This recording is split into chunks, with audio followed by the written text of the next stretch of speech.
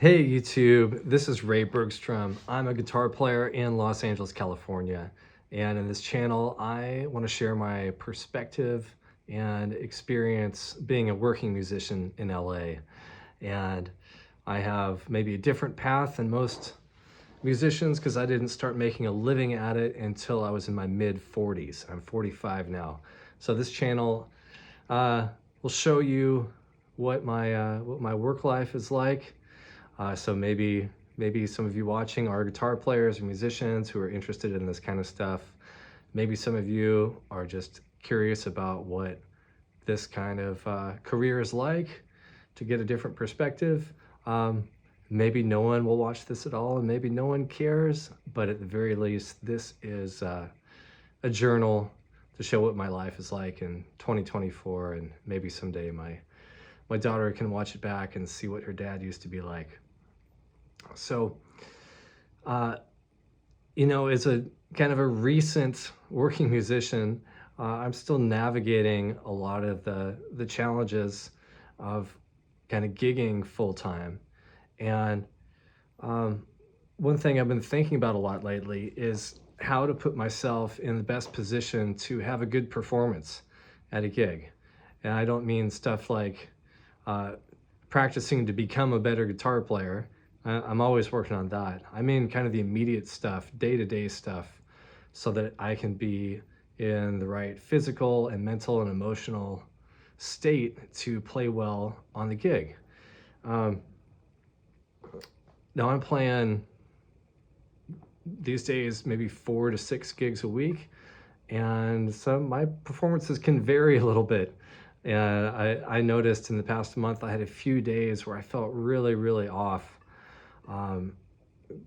Physically and mentally and emotionally, and I was really thinking about what can I do to make sure that doesn't happen, or at least doesn't happen as often. So I kind of came up with 6 factors. I wrote them down in my notebook. 6 factors that I think work for me and maybe will help you if you're a performing musician too, to ensure that you put your best foot forward at the gig. Now, before I get into the 6 factors, like I said, these are things that put me in the best physical, mental, and emotional state for playing, I think. And when I say physical state, I really mean, as a guitar player, feeling like my fingers are connected to my brain and my nervous system, and I can really feel the strings, and I feel like my chops are there. I feel like I can play what I want to play without making mistakes and play it easily. So having reliable chops and a good connection to the strings is kind of the physical sensation I'm looking for. Now the mental state is being able to think of cool things to play in improvised music, which is mostly what I'm doing a lot of the time. Being able to improvise well, to think of good things to play, and of course also remember the arrangements and the tunes that I need to perform. And finally, the emotional state is trying to feel positive about myself and about the gig and about my playing. I tend to have kind of a negative streak, and sometimes that can spiral if I get off to a bad start at a gig, or if I have stuff going on in my life that's stressing me out. So I think it's real important to be in a good emotional state on the gig to play well. Of course, there are many other factors that go into a gig too, but these are kind of the three core things I'm looking to solidify, and I can put myself in the best position by paying attention to, I think, 6 factors. And so here they are. The first 2, I think, are the most important, and then the next 4 are slightly less important and are maybe about equal to each other. So number one most important factor is playing a lot. By playing a lot, I mean practicing and performing a lot. The more I practice and the more I perform, the better I play on any given gig. One of my favorite guitarists is Steve Morse, and in some article a long time ago, he had this quote where he said something like, "I'm a high maintenance player." He feels like he has to be practicing and playing all the time to be at the level where he wants to be, and I feel the same way. I need to be playing guitar all the time to perform how I want to. I don't think everyone is like that, especially people who had a really strong background in their childhoods, and maybe as a child practiced music and played at a high level. But I didn't start really getting into practicing and performing until my 20s maybe, and then didn't start working professionally until much later than that. So I don't have this reservoir of childhood chops that's always there. I got to keep up my chops at all times. So number one most important thing for me is to keep up my practice, practice for a few hours every day, and to always be performing. And fortunately, now I'm finally at the point where I'm performing all the time, 4, 5, 6 gigs a week. That certainly helps to make the next gig feel good and feel confident. All right, it's Tuesday, and I'm about to start my week of gigs. I've got a lot of gigs on the calendar this week. Tuesday night, tonight, I'm playing my regular hotel gig, doing a guitar sax duo with the great Bill Ungerman, playing some swinging music.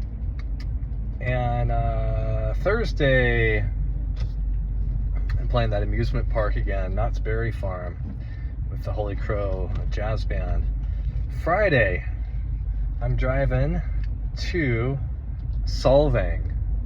If you're a Southern California person, you know that Solvang is 2 or so hours outside of LA. Oh, by the way, I'm driving by the Hollywood Bowl right now. It looks like there's a Tchaikovsky concert tonight. That seems cool. Hollywood Bowl is one of the nicest concert venues in LA. I drive past it every time I go play my hotel gig at the Sunset Tower Hotel. Friday, yeah, that's Solvang. Friday is Solvang. That's with the Idiomatique Gypsy Jazz Band. And then Saturday, I got a double. I got my brunch gig in Beverly Hills, and doing a concert with the Random Ones, a tribute to one-hit wonders. So, like I made a video about a couple weeks ago, this is another one of those weeks where every day is different, every gig is different with different people and different music. That's typical for this freelance musician life. Nothing's the same, always different. And meanwhile, I'm trying to learn music for some other upcoming gigs. I've been practicing all these Doobie Brothers songs for a Doobie Brothers tribute band. And yeah, that's what's going on. So getting ready to start the week out. All right, I just got back from my regular hotel gig, and I got a funny story. This is like the highs and lows of playing music. This gig is 4 hours long. It's a duo with a sax player, and we get there, we're playing for about half an hour, and then there's this well-known Hollywood actor, a legend, who frequents this establishment, and he tells us to turn down every time we play there. And tonight he made the hotel actually move us, made us move locations. We had to turn our amp my amp, turn my amp off, and move locations to get away from his table as he was bothered by us. And that's a bummer. Like, it really doesn't feel good. So we were pretty bummed out for the first 2 hours until he finally left, feeling a little sorry for ourselves. And then after that person cleared out, I could turn my amp back on, use my loop pedal, and do the gig. And at that point, we noticed that there were a couple people listening who were kind of into it. And then in about the last hour of the gig, a different Hollywood celebrity came up to us and gave us one of the biggest tips I've ever received. It was many hundreds of dollars, and he told us he loved what we were doing and hoped we could play extra time at the hotel because he was enjoying it so much. So we went from being told to be quiet and move and feeling kind of down about it to getting an enormous tip and feeling pretty darn good about ourselves. Okay, factor number 2, warming up on the gig, before the gig. Whenever possible, I like to warm up before I perform. And I have a couple of routines I like to do now. And maybe in another video I can show you what I do, but it's kind of some improvisation practice and some technique practice to get all the things going, get the fingers connected to the strings, get the blood going, get my brain going, remember all the cool ideas I've been working on. And so for most gigs I try to get there early so I can have ideally an hour. My warm-ups and my practice materials tend to go in 20-minute blocks. It's kind of the Pomodoro technique. So if I can have 20 minutes or 40 minutes or an hour, I can get several blocks of warm-up or practice done before the gig. But that's not always possible. And one of the frustrating things about working in Los Angeles is all the traffic. And so many times I try to get to the gig early, but I get thwarted by traffic, and so I don't have time to warm up before the gig. In a lot of my recent videos here that I've shown you that exact scenario. But man, if I can warm up, I feel like I play so much better. Okay, it's Thursday, July 18th, and I'm on my way to Knott's Berry Farm to play with the Holy Crow Jazz Band. This was the gig last week where I had this weird episode where I was super dizzy and lightheaded. Maybe it was low blood sugar or something, but I had a really hard time playing. I couldn't connect my fingers to the strings, to my brain, and so on. So today I've tried to put myself in a better position and think about all these factors that I can try to improve to give me a better chance of playing well. So I ate a bunch of food. I got some exercise today, low stress today. Sleep is always hard to come by when you're a toddler dad, so sleep is not great. But I've been playing a lot the past few days, and I tried to leave time to warm up today before the gig. Of course, Los Angeles traffic never wants to help you out with that. So I just spent 2 hours in traffic trying to get here, but I think I'll still have a good 45 minutes, maybe even an hour before we play, so I can get warmed up this time. All right, so I hope all of that helps and I don't crash like I did last week. Okay, we're now getting into the remaining 4 factors that I think are pretty equal in importance, at least for me. And so I'll say them in no particular order. Let's say number 3 is food. I gotta eat before a gig. Sometimes with my busy schedule, I find myself showing up for gigs without having eaten anything all day. And occasionally that can lead to like a blood sugar crash or something where I feel lightheaded and like my hands are a little wobbly or shaky. And that is really bad news because I feel like I can't hit the strings. I feel like I don't know where the strings are when I'm in that lightheaded, weird low blood sugar state. So it's happened a couple times this year. A few weeks ago, I put this in one of my YouTube videos. I had a really bad time with it because I hadn't eaten that day before the gig.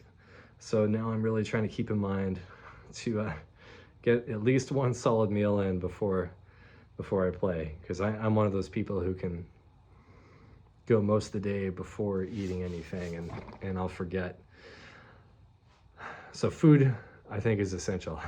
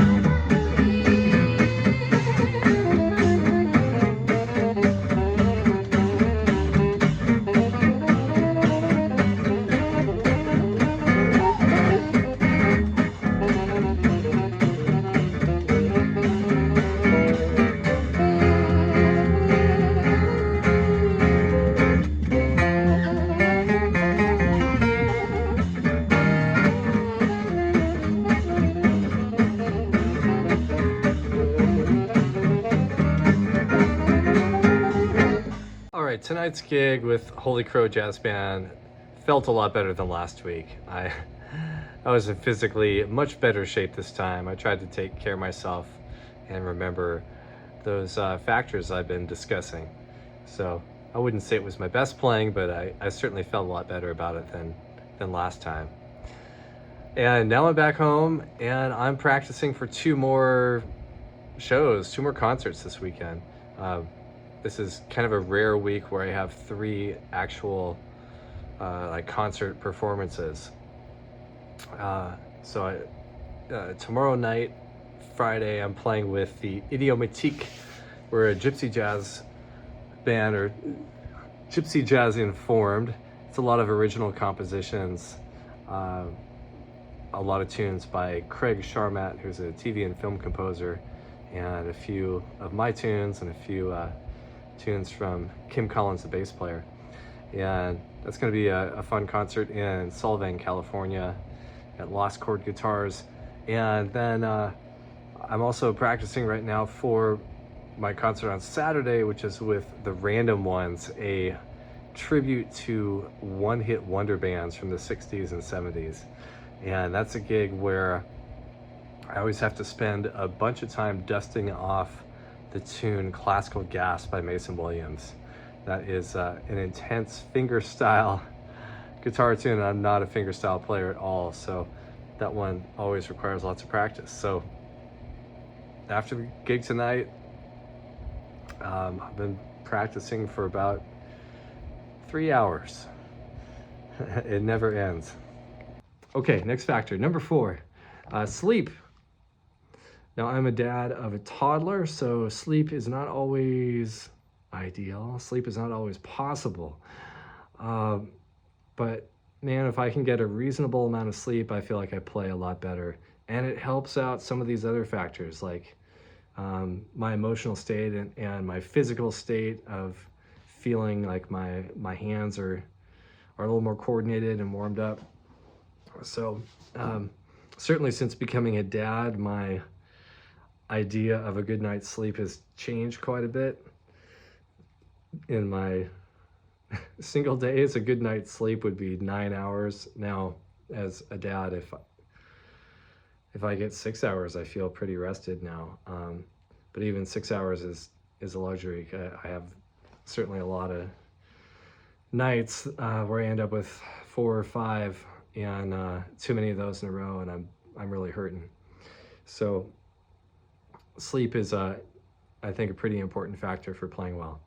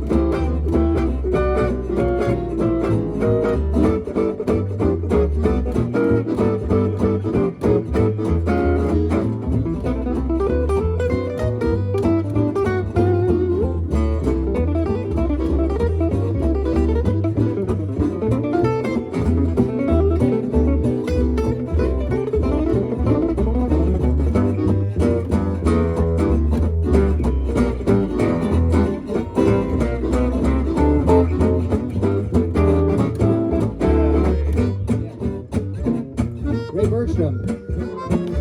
Well, I'm back home from a long day of driving and some playing too, but man, that was a lot of car time today. Maybe 6.5 hours of driving today for that gig in Solvang. So I am pretty wiped out. I'm just doing a tiny bit of practice before bed and gonna try to get some rest because I got a double tomorrow, a brunch gig and then a concert in the evening. Oh, I'm wiped. Then maybe I can rest the day after that. Okay, next one, number 5 is stress. Now, when there's stressful things happening in your life, relationship stuff, work stuff, family stuff,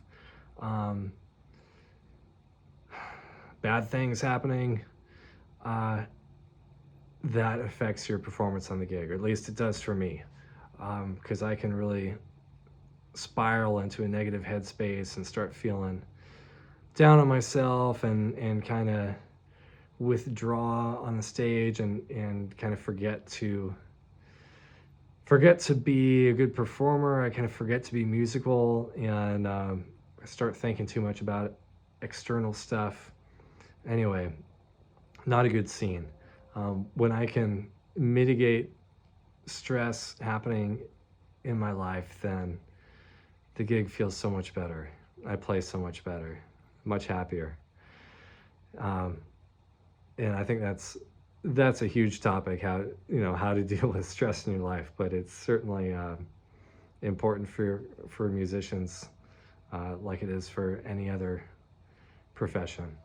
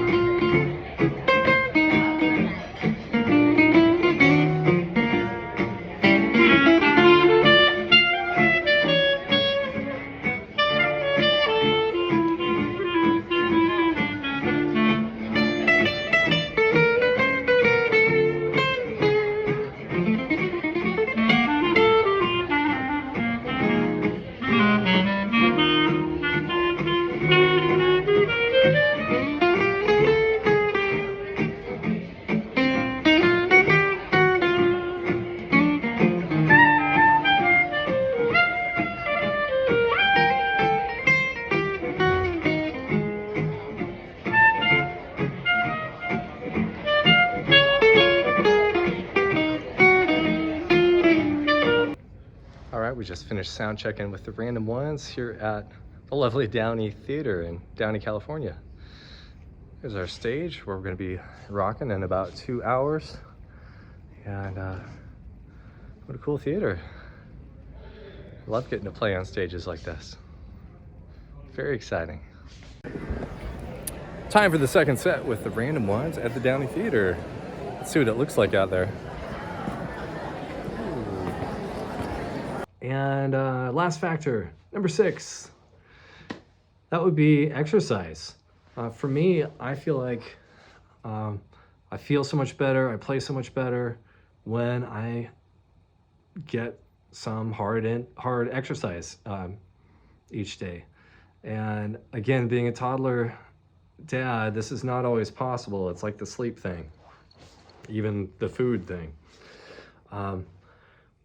Sometimes there's just not enough time in the day, and I need to be with my daughter all day, and I can't fit in the exercise. But when I'm able to do it consistently enough, it makes me feel better. I feel like I'm more coordinated. I feel like I can feel the connection to the strings better. I have more musical ideas. Yeah, exercise just gives me kind of mental and physical clarity. It helps out emotionally too. It kind of de-stresses me. So those are my 6 factors that are more or less within my control, that I think really improve my chances of having a good gig. So let me know what you think. If you have any other things that help make the gig go well for you. You know, there are lots of other things that can go into having a good gig that can be completely out of your control, environmental things and whatnot.